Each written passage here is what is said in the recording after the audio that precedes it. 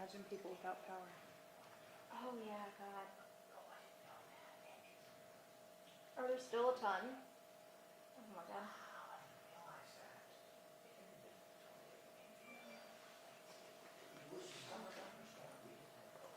Is everyone ready? Sound sounds good, all that jazz? Good. Cool. Okay.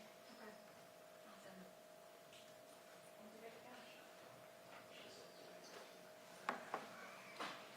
Well, for the Colts, and then in the second half, they blow the lead. Is your TV?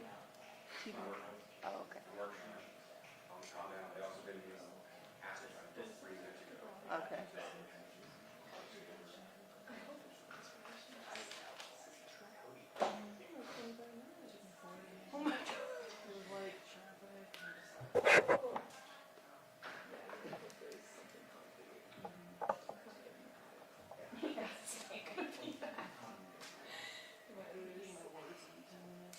This was a place where the world's. I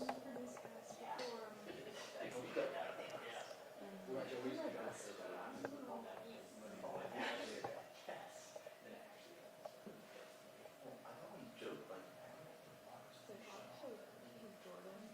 they're silly, they're whole countries just with our station.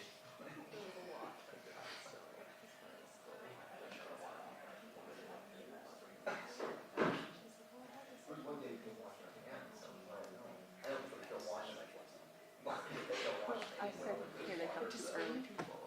I accidentally said, here they come too early.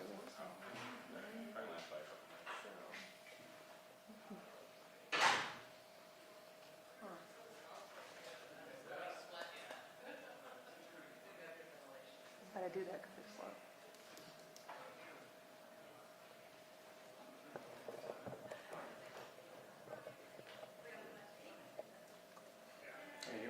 Good, yeah. Howdy.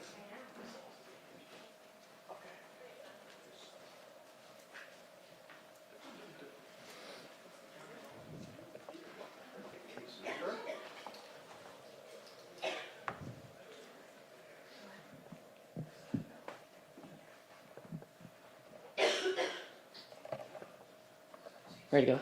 Okay.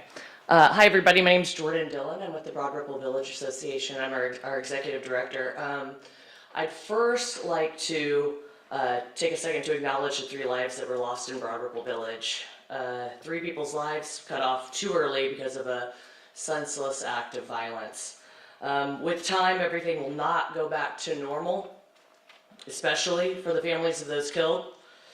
Our community will be forever changed, and those lives will only be able to continue as memories in the hearts of their loved ones.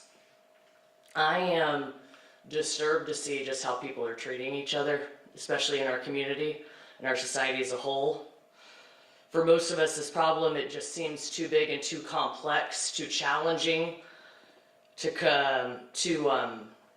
but it doesn't mean we're not going to do anything, right? We're going to try to take some action. So yesterday, our bar, as most of you guys know, our bar and restaurant owners got together and they decided to take an unprecedented step to band together and close their doors early each night. And I was proud to be the one to share that with the public on their behalf.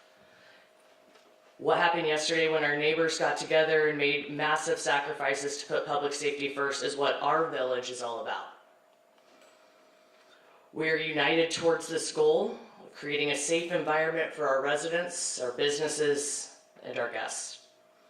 Now that change is one that our owners were able to make inside their 4 walls, but there's also been a lot of work happening this week with the BRVA Board of Directors, IMPD, the city, DPW, Mayor's Office, and of course, Councilor John Barth. And I just want to take a moment to say Councilor Barth doesn't even officially represent us at this point, but he's been a constant source of support and feedback throughout this and probably for the last year or so. So we're very thankful for him. We're not solely focused just on one thing that can be done, okay? Instead, we're exploring any and all options. We're adapting, we're collaborating, and we're dedicated. And with that, I'd like to turn it over to Mayor Hogsett. He's going to provide some updates on what initiatives we're going to be rolling out this weekend.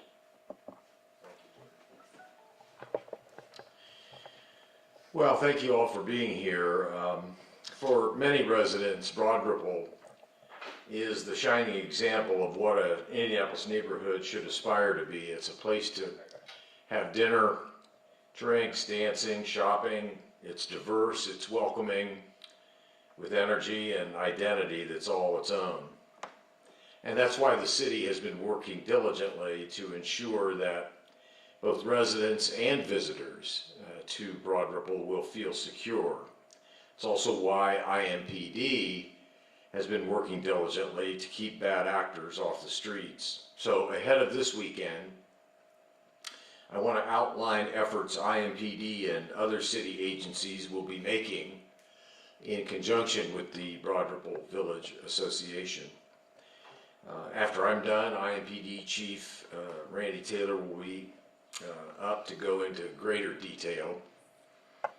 But first, we know that the large Broad Ripple Station parking lot has been a site of informal mass gatherings. Beginning at 11 p.m. tonight, the lot will be closed with DPW barriers.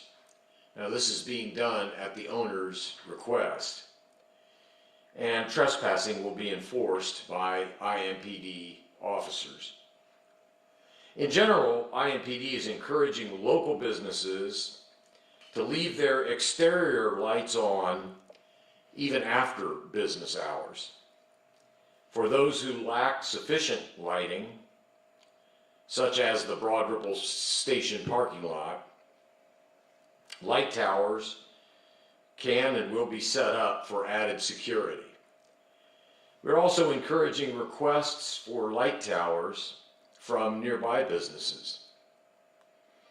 Second, IMPD is setting up cameras for other problem parking lots, and they also will be enforcing against trespassing on those lots. Third, IMPD will be restricting parking in the Broad Ripple Village area. Too often, many of these spots have been taken up with cars containing easy-to-access weapons. But about that last point, Saturday will be exactly 1 year since permitless carry went into effect. Now, if that law was to test to see if a more openly armed society would be a more polite society, I consider the test failed. That law was opposed by law enforcement all over the state, including the Indiana State Police and IMPD. I also opposed its passage. And at this point, we shouldn't have to explain why. Even with murders in decline locally for the year 2023, tragedies like last Sunday, as well as a general spike in accidental and non-criminal killings, all show that weakening gun ownership requirements has not contributed to a safer city or a safer state. Added to that, police are now limited in what they can ask when they see a gun, even if they feel the gun might pose a danger or be possessed illegally. Nor can they run a quick background check to search for such a permit, because permits are no longer a legal requirement. And as such, their value as a tool to law enforcement is greatly reduced. In fact, police under current law are required to assume every gun they see on a hip is being legally carried.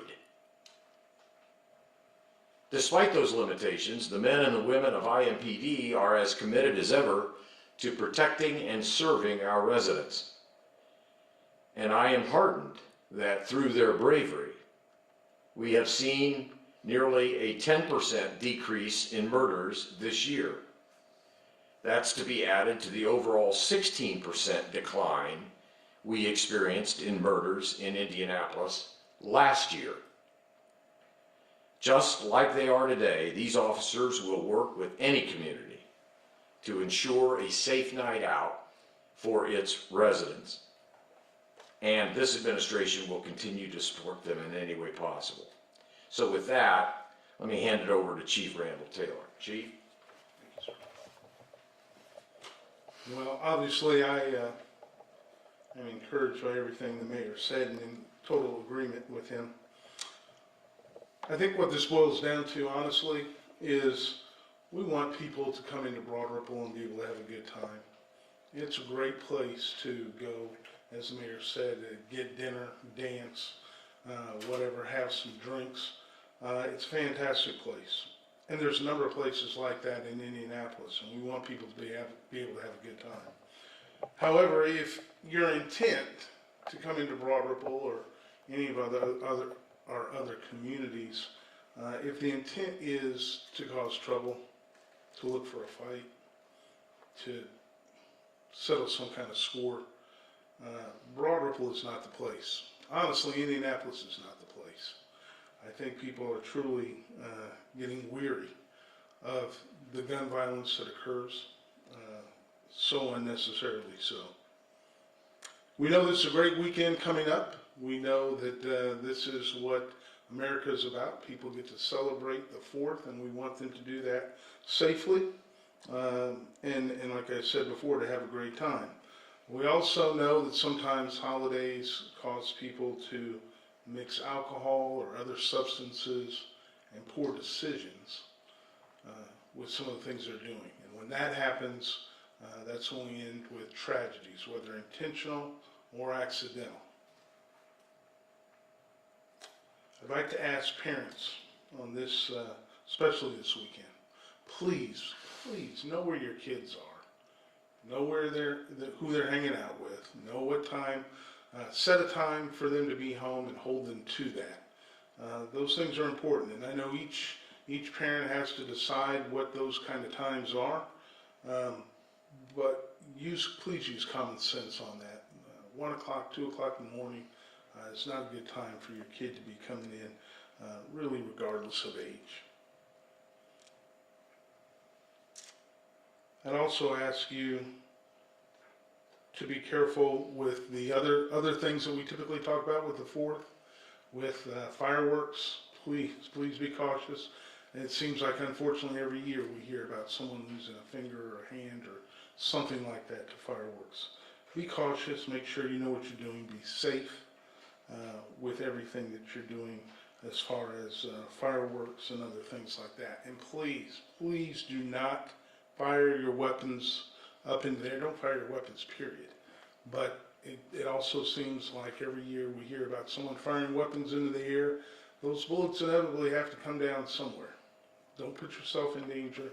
Don't put others in danger. Don't put property in danger.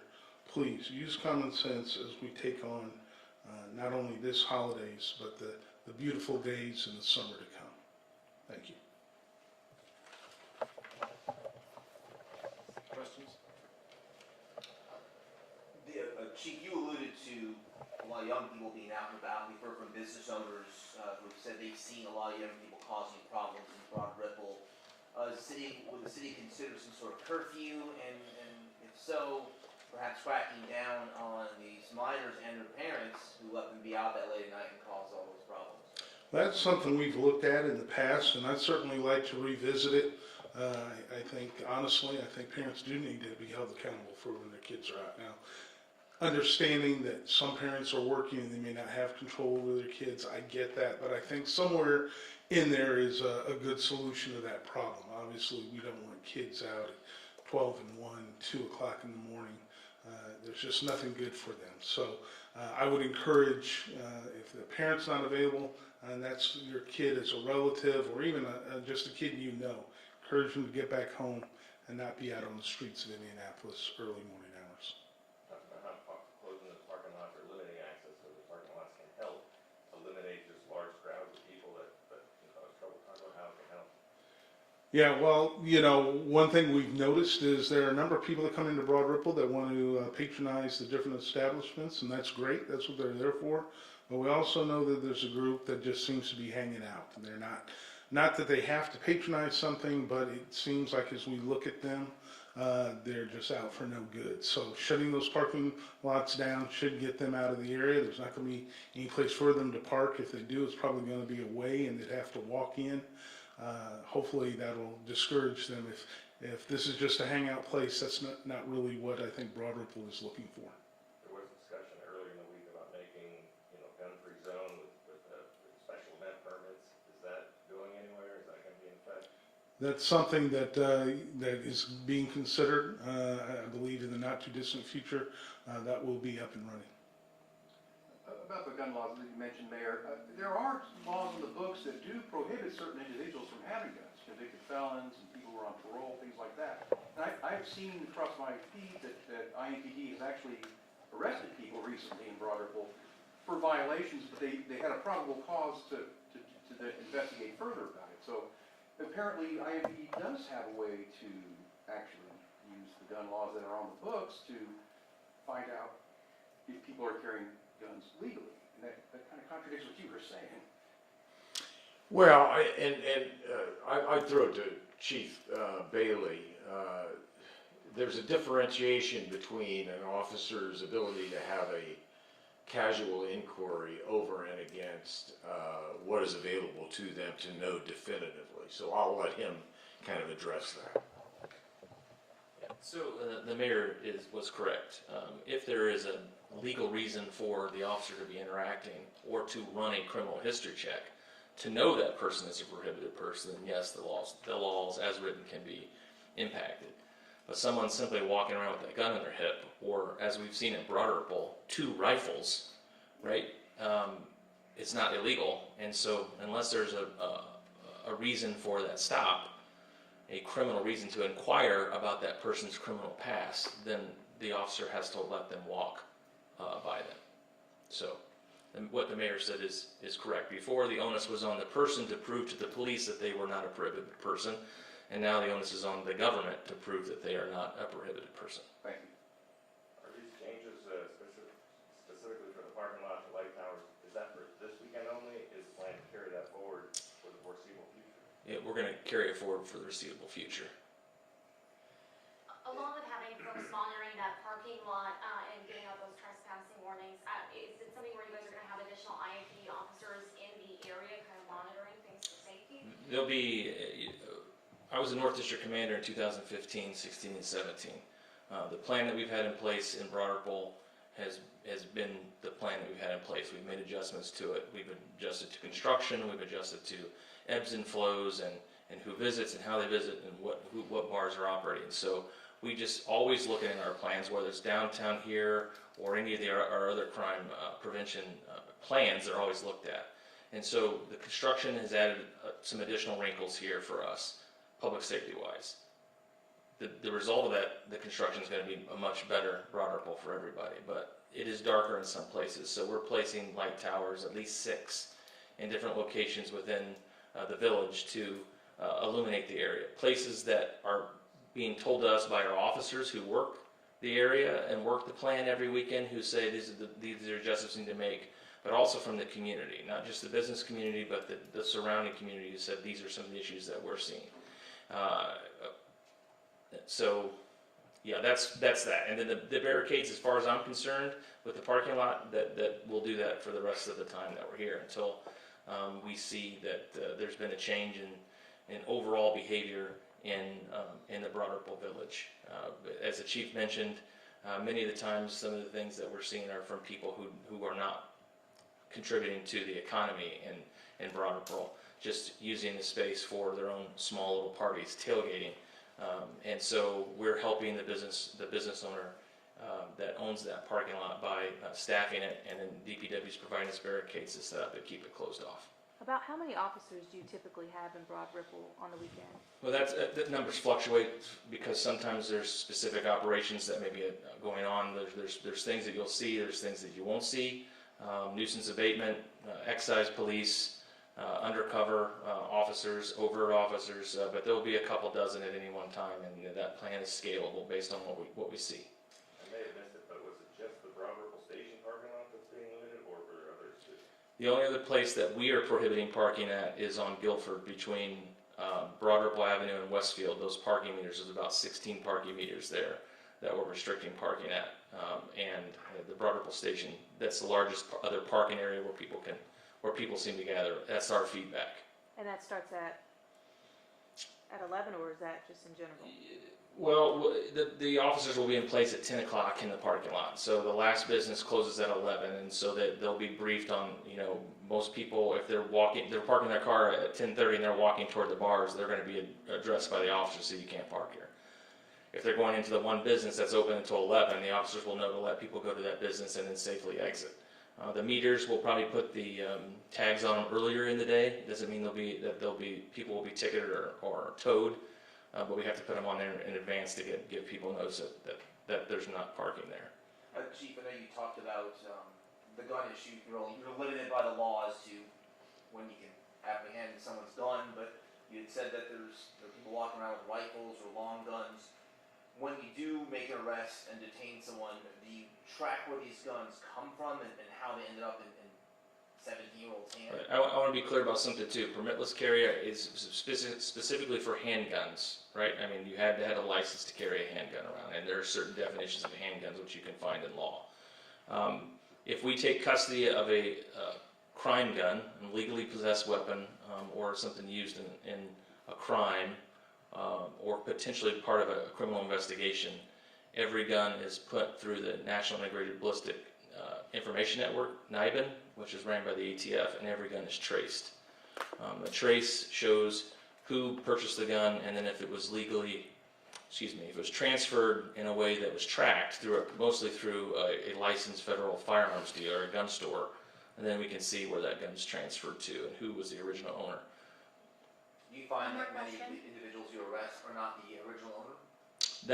That's not something that comes back for that particular case. It's more of a general information about the time to crime is what we're looking at in those particular cases that help us tell whether or not there's someone that's purchasing guns legally and then selling them to someone who's a prohibited person. Those cameras that you said that you will be adding, will those be added before tomorrow, or is that just in the upcoming week?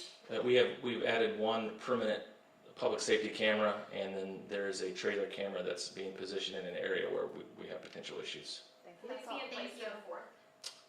They're in place right now. Thank you all. Thanks all for being here.